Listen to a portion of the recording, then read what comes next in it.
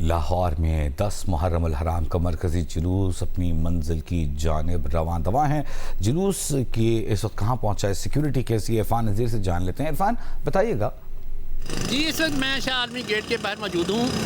10 محرم کا مرکزی جلوس جو رات گئے نثار حویلی سے برآمد ہوا تھا، اپنے روایتی راستوں سے ہوتا ہوا یہ دوپہر 1 بجے کے قریب یہ صوبہ بازار پہنچا ہے اور یہاں نماز ظہرین ادا کی گئی ہے، اور اس کے بعد صوبہ بازار سے ہوتا ہوا اب یہ کمیٹی بازار میں داخل ہو گیا ہے، اور اس کے آگے تحصیل بازار، سید مٹھا بازار اور بھاٹی گیٹ سے ہوتا ہوا یہ شام کے بعد کربلا گامے شاہ پہ جا کے ختم ہوگا۔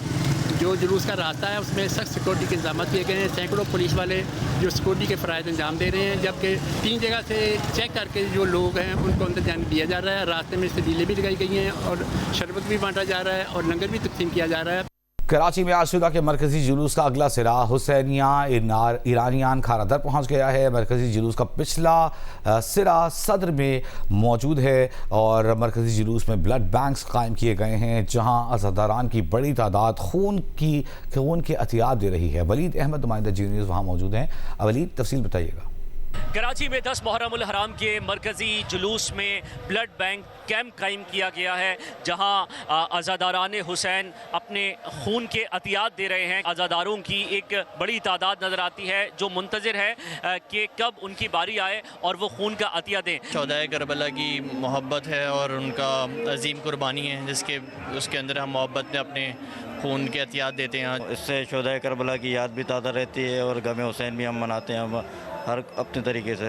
کو تھوڑی دیر ہم یہاں ریسٹ کرواتے ہیں، پھر جوس وغیرہ دیتے ہیں، اس کے بعد پھر ان کو ہم کہتے ہیں کہ پھر آپ جائیں اپنے جلوس وغیرہ میں جائیں۔ عزاداران حسین جو خون کے عطیات دے رہے ہیں وہ تھیلیسیمیا کے مریضوں کے لیے استعمال کیے جاتے ہیں۔ جو یہاں پر خون کے عطیات دے رہے ہیں وہ یہ کہتے ہیں کہ شہدائے کربلا کا فلسفہ ایثار ہے اور قربانی ہے، خون کا عطیہ دینے سے وہ احساس تازہ رہتا ہے۔